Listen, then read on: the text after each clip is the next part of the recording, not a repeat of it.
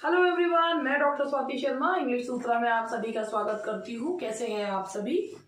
और भाई ऐसा है कि मैं आजकल खुद ही बहुत शर्मिंदा हूँ कि मैं जो है वो रोज नहीं आ पाती हूँ आपसे मिलने के लिए। तो इसीलिए आप लोग भी कृपया मेरी इस बात को जो है माई अपॉलॉजीज कि मैं जो है वो पता नहीं क्यों ऐसा हो रहा है, कुछ ना कुछ हो ही जाता है। चलिए अब वो बात तो बात की बात है। खैर ये बताइए कि आपको वर्ल्ड लिटरेचर के जो लेक्चर्स हैं वो कैसे लग रहे हैं। और ये देखिएगा कि ये क्वेश्चंस मैं आपके लिए छांट कर लाती हूँ। आज भी मैं आपके लिए क्वेश्चन 16 ही लाई हूँ, लेकिन क्वेश्चंस बहुत अच्छे क्वेश्चंस हैं जो मैं आपको बताऊंगी। आज वर्ल्ड लिटरेचर का पार्ट जो मैंने लिया है उसमें मैंने मिले जुले हैं, इंडियन भी है, यूरोपियन भी है, इंग्लिश भी है, सारा उसमें मिक्स करके मैंने लिया है। अब आज मैंने वर्ल्ड लिटरेचर के आज थर्ड डे है, उसके बाद अब मैं आप लोगों को ग्रामर के प्रैक्टिस सेट्स जो है वो भी सॉल्व करवाऊंगी। एक एक टॉपिक ना लेके ग्रामर का प्रैक्टिस सेट 1, प्रैक्टिस सेट 2, चाहे वो 25 क्वेश्चन का ग्रामर का वो जिस प्रैक्टिस सेट हो वो भी सॉल्व करवाऊंगी। तो बस इतना ही मुझे कहना था, और तो फालतू बात तो मैं करती नहीं हूँ। तो इसीलिए अब आप ये देखिए कि ये वर्ल्ड लिटरेचर जो है वो किस किस में यूजफुल है। आप लोग वर्ल्ड लिटरेचर को देखिए, पढ़ा हुआ कभी भी कोई चीज बेकार नहीं जाती है। जिस लेवल के क्वेश्चंस मैं इस समय ले रही हूँ वो नेट के लेवल के क्वेश्चंस हैं, क्योंकि वर्ल्ड लिटरेचर को अगर आप पढ़ते हैं तो वो बेसिकली नेट और इन्हीं से नेट है, एचटेट कह रही हूँ, हरियाणा की स्क्रीनिंग है, DSSB बेसिकली जो ये है DSSB के लिए है। और इनमें से कुछ क्वेश्चंस जो है वो आपको और एग्जाम्स में भी, जैसे उत्तराखंड के उसमें काम, LT के में काम आने वाले, और इसमें यूपी में इसमें ये नहीं होंगे, यूपीटी जीटी पीजीटी में काम आते हैं। यूपीटी जीटी पीजीटी के काम के ये नहीं है। हाँ, लेकिन LT में जिस तरीके से वर्ड के विभिन्न राइटर्स जो हैं वो दे रखे हैं, तो उनमें भी कहीं ना कहीं कोई ना कोई एक क्वेश्चन जो है वो आ सकता है।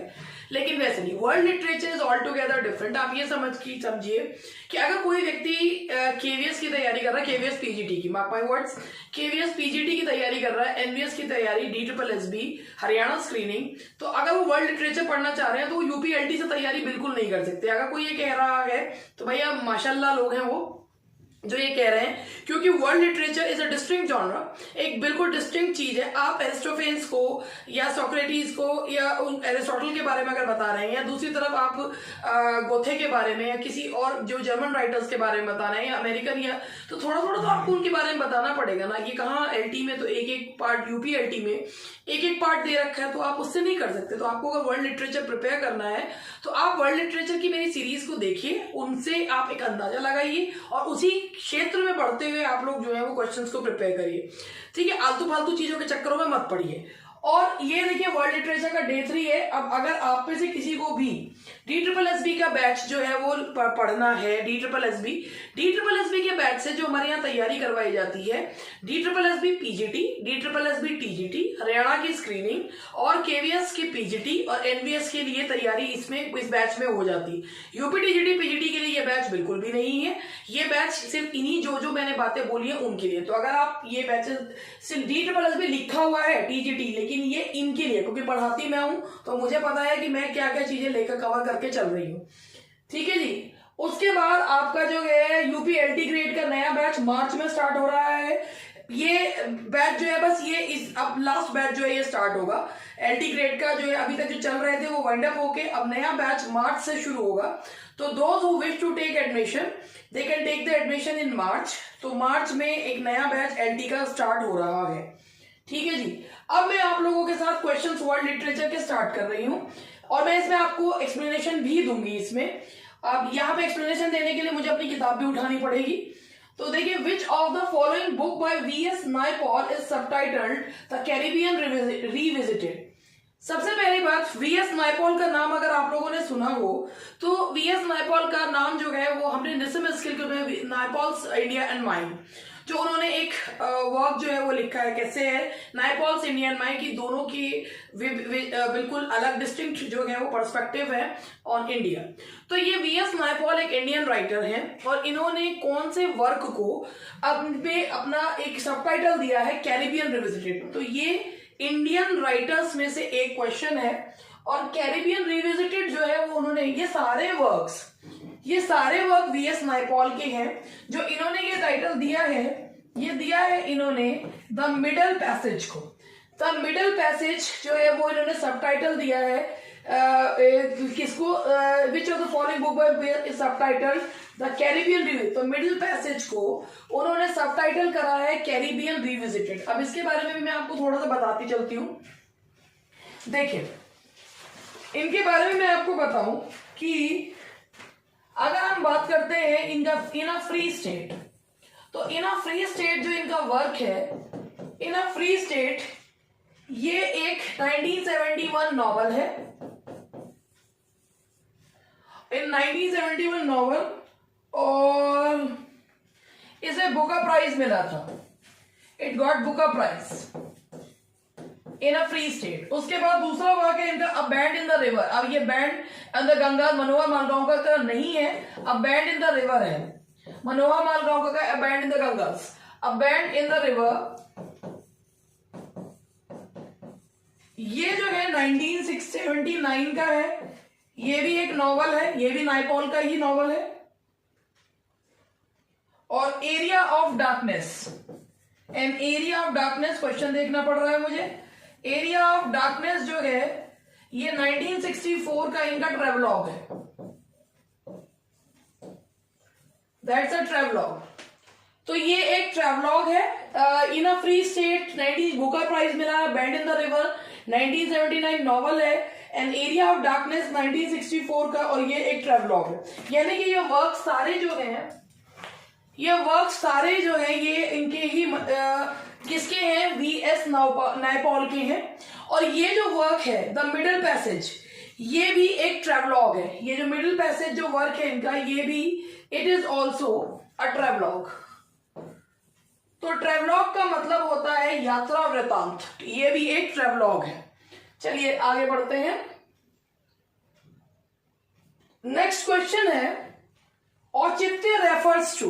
औचित्य जो वर्ड है ये लिया गया है, ये किससे लिया गया, संस्कृत के शब्द से लिया गया है, और इसका मतलब होता है किसी चीज को जो रूल्स हैं जो चले आ रहे हैं उन्हें सही साबित करना, दैट इज नोन एज औचित्य।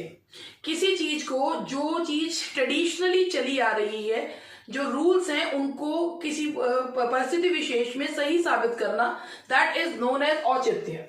तो ये इस तरीके के क्वेश्चन, क्योंकि इंडियन उससे है, प्रोप्राइटी जो है इसके लिए सही आंसर है, दैट इज प्रोप्राइटी। आप देख ही रहेंगे क्वेश्चन की जो लैंग्वेज है थोड़ी सी डिफरेंट है। नेक्स्ट है which of the following place gained notoriety for its caricature of the philosopher Socrates.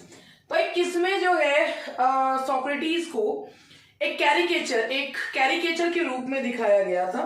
तो ये जो है, पेन गिरे जा रहे हैं, क्या करूं, उठाने पड़ रहे हैं बीच बीच में। अब ये जो है ये कैरिकेचर के रूप में किसे दिखाया, तो सबसे पहले मैं आपको बताऊं, ये क्लाउड्स नाम का एक प्ले है, ये लिखा है एरिस्टोफेन्स ने, जो कि एक ग्रीक राइटर थे। और ये एक है क्या, दैट्स, ये जो वर्क है, हालांकि अभी इनके बारे में मैं आपको बताऊं कि ये जो वर्क है इनका, ये एक कॉमेडी ऑफ आइडियाज है, that is a comedy of ideas. Comedy of ideas के बारे में अगर हम बात करें कि इसमें होता क्या है कि कुछ सीरियस फिलोसॉफिकल चीजों पर जो कैरेक्टर्स हैं वो उलझे रहते हैं, और through the mode of manner वो उसको जो एक्सप्रेस करते हैं। अगर हम कॉमेडी ऑफ मैनर्स की बात करें तो इंग्लिश लिटरेचर में जॉर्ज बर्नार्ड शॉ की पिग्मेलियन, और जिसपे मूवी बनी है माय फेयर लेडी, वो एक कॉमेडी ऑफ आइडियाज का ही ड्रामा है। सीरियस नोट्स पे, सीरियस फिलोसफीज पे जो जितने भी कैरेक्टर्स हैं वो खुद को उलझे रहते हैं, जिंदगी के सीरियस फिलोसफीज में उलझे रहते हैं, and they express their philosophy with the help of humour, तो वो उसे कॉमेडी ऑफ आइडियाज कहा जाता है। तो इसमें द क्लाउड्स लिखी गई है किसके द्वारा, एरिस्टोफेन्स के द्वारा, he was a Greek writer, और उनकी ये जो वर्क है ये अपनी तरीके की पहली एक कॉमेडी ऑफ आइडियाज है। ठीक है, जैसे father of comedy of ideas English में जो है कौन है, जीबी शॉ। अब इसमें जो क्लाउड्स है ये अपनी तरीके का एक कॉमेडी ऑफ, पहला कॉमेडी ऑफ आइडियाज जो है वो माना जाता है।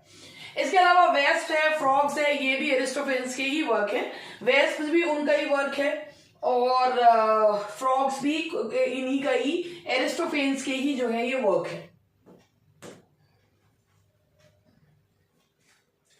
Who among the following writers asserted Commonwealth literature does not exist?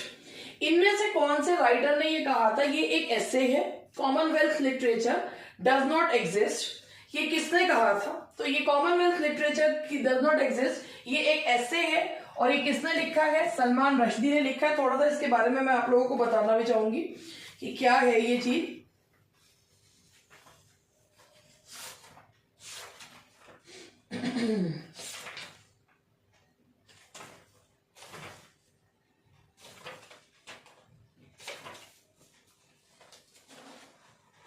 देखिए,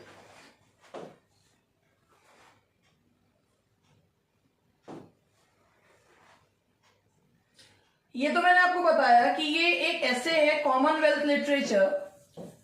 Commonwealth literature does not exist, an essay by Salman Rushdie, जिन्होंने सैटेनिक वर्सेस लिखी है, मिडनाइट चिल्ड्रन लिखी है। अब कॉमनवेल्थ लिटरेचर है क्या? Commonwealth literature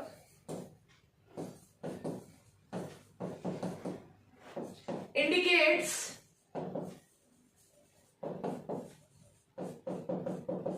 the literature of British colonies excluding British literature. British colonies excluding British literature. British literature नहीं आता है कॉमनवेल्थ लिटरेचर में। जहां जहां जो है, जहां जहां ब्रिटेन की कॉलोनीज बनी, उस लिटरेचर को जो कहा जाता है that is known as Commonwealth literature, जिसमें ब्रिटिश लिटरेचर को इंक्लूड नहीं किया जाता है। Commonwealth literature does not exist, ये ऐसे किसके द्वारा लिखा गया है? सलमान रश्दी के द्वारा। This is written by Salman Rushdie.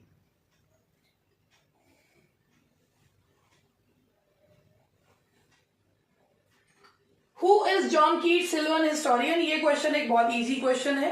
John Keats का सिल्वन हिस्टोरियन कौन है? जो एक ये जो लाइन है ये दी गई है द ग्रेशियन अर्न से, जिसमें जो अर्न है यानी कि अस्थि कलश से सिल्वन हिस्टोरियन कहकर पुकारा गया है। यानी कि वो एक हिस्टोरियन है जो जंगलों और उसके रस्टिक लाइफ के बारे में बता रहा है। तो ये जॉन कीट्स जो कि एक इंग्लिश पोएट है, रोमांटिक एज को बिलोंग करते हैं और यंगर रोमांटिक हैं, उनकी वर्क द ग्रेशियन अर्न से ग्रेशियन अर्न को कहा गया है सिल्वन हिस्टोरियन।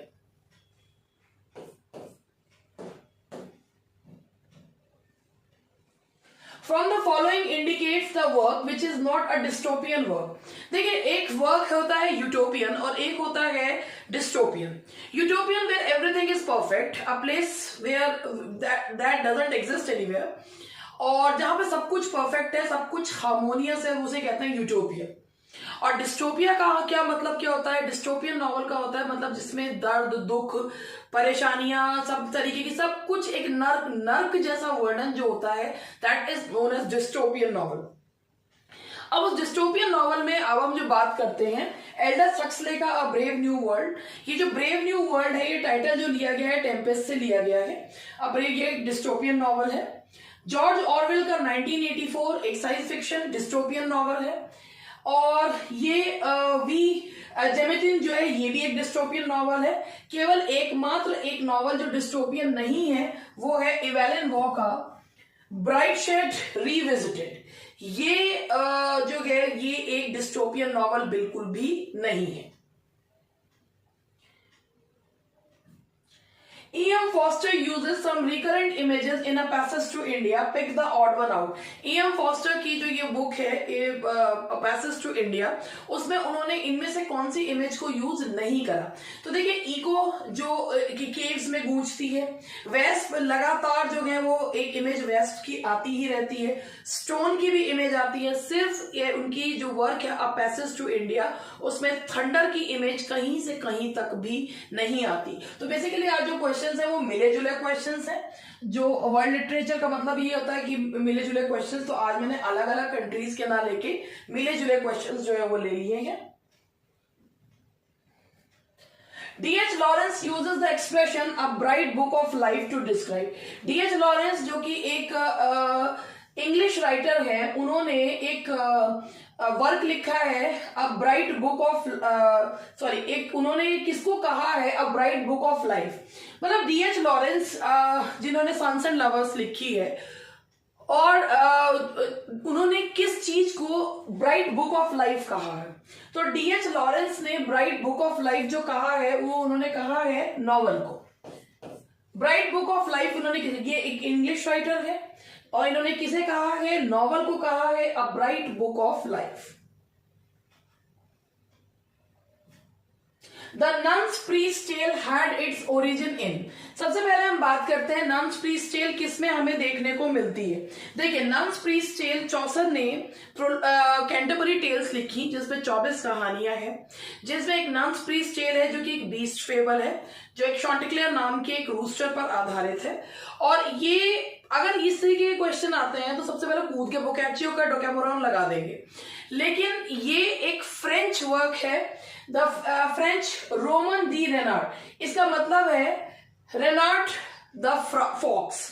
रेनार्ड द फॉक्स जो है इसका मतलब है. और जो नन्स प्रीस्ट टेल जो कि एक बीस्ट फेबल है जिसमें शॉन्टिक्लेयर नाम का एक रूस्टर है, उसकी वाइफ है पर्टीलोड और उसे एक फॉक्स, ऑरेंज कलर का फॉक्स उसको पकड़ कर ले जाता है and how he escaped from the clutches of the fox. तो यही चीज जो है वो बताई है. तो ये कहां से लिया गया है, इसकी जो ओरिजिन है वो है फ्रेंच रोमन दी रेनॉ. तो ये लिया गया है रोमन दी रेनॉ से. The author of the Progress of the Soul is. Progress of the Soul जो वर्क है वो किसके द्वारा लिखा गया है, तो it is written by John Donne. Progress of the soul जो लिखा गया है वो वर्क लिखा गया है जॉन डन के द्वारा. जॉन डन ने ये वर्क लिखा है progress of the soul. Doctor Johnson the lives of the poets is an example of. Doctor Johnson ने 52 पोएट्स की बायोग्राफी लिखी है और इसमें वो अगर वो, ये तो सभी को पता है, एक साधारण क्वेश्चन. अब इसका क्वेश्चन ये बनता है कि ये किस प्रकार का क्रिटिसिज्म है. यानी कि क्रिटिसिज्म का मतलब होता है कि भाई जब एक जो क्रिटिक होता है वो उस ऑथर और क्रिटिक के बीच में एक ब्रिज का काम करता है. ऑथर और जो रीडर के बीच में क्रिटिक एक ब्रिज का काम करता है, क्योंकि what the author wants to say that is told by the critic. ठीक है. तो ये जो किस प्रकार की क्रिटिकी है doctor Johnson the lives of the poets is an example of. ये है बायोग्राफिकल क्रिटिसिज्म. ये एक क्योंकि ये बायोग्राफीज है, 52 पोएट्स की बायोग्राफीज हैं, तो ये क्या है, it's a biographical criticism. The picaresque novel with a female picaroon is. Picaresque novel, novel एक इटालियन वर्ड से लिया गया नोवेला, a little thing. और नॉवल जो है, हालांकि नॉवल जो है वो लिखे थे तो बहुत इंग्लैंड में बहुत बाद में गए, लेकिन नॉवल जो पिकारेस्क नॉवल थे, पहला पिकारेस्क नॉवल जो माना जाता है the life of Jack Milton माना जाता है. और ये नॉवल्स पिकारेस्क नॉवल होते क्या है, मतलब ये एडवेंचर्स ऑफ अ रॉक, एक रॉक के एडवेंचर्स के बारे में बताते हैं. लेकिन ऐसा कौन सा पिकारेस्क नॉवल है जिसमें एक महिला पिकारून को दिखाया गया है, तो वो किसको, जो महिला पिकारून को दिखाया गया वो कौन, भाई टॉम जोन्स है या ये जो नॉवल है इसमें नहीं, ये है मोल फ्लेंडर्स. मोल फ्लेंडर्स डीफो का द्वारा लिखा हुआ है. इसमें जो फीमेल पिकारून जो है वो दिखाई गई है. तो मोल फ्लेंडर्स एक पिकारेस्क नॉवल है, एक एडवेंचरस नॉवल है, एक ठग की कहानी, एक रॉक की कहानी जो है वो दिखाई जाती है. लेकिन जो मोल फ्लेंडर्स एक महिला पिकारून को दिखाता है. The expression ancestral voices prophesying war occurs in. ये जो एक्सप्रेशन है ancestral voicing professing war occurs in, एक पोएम कॉलरिज की है कुबला खान. कुबला खान जो अधूरी पोएम है उनकी एक फ्रेगमेंट है, जो उन्हें कहा जाता है कि जब वो ही वॉज जो इन अ ट्रांस ऑफ ओपियम, और उसके में उन्होंने ये पोएम मतलब सपना देखा एंड जितना उन्होंने अपना देखा उसको उन्होंने नोट डाउन कर दिया। अधूरी पोयम है, तो उसमें ये लाइन जो है वो हमें देखने को मिलती है, the ancestral voices prophesying war, किसमें है? That is in Kubla Khan.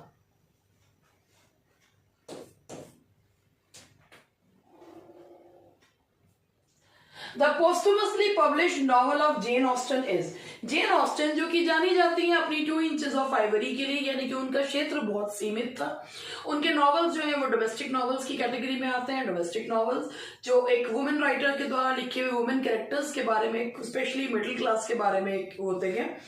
और जेन ऑस्टन के जो नॉवल था जो उनके मरने के बाद पब्लिश हुआ, दैट इज नॉर्थएंगर एबे, दैट इज नॉर्थएंगर एबे।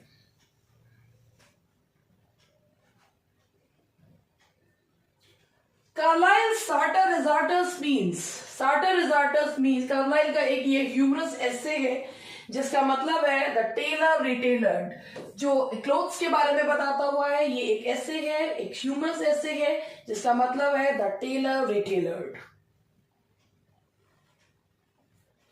The character not created by Hardy is, Hardy जो कि विक्टोरियन एज के नॉवलिस्ट हैं, एक पेसिमिस्टिक राइटर माने जाते थे, और उन्होंने जिनकी जो फिलॉसफी रही है वो चांस एंड फेट की फिलॉसफी उन्होंने रही है उनकी। और उन्होंने, हार्डी ने कौन सा कैरेक्टर इनमें से क्रिएट नहीं करा? सू ब्राइडहेड, बाथशेबा एवर्डीन, बेट्सी ट्रॉटवुड, थॉमसीन। तो उन्होंने बेट्सी ट्रॉटवुड जो है वो नहीं क्रिएट करा क्योंकि ये कैरेक्टर डिकेंस का है। This character was created by Charles Dickens.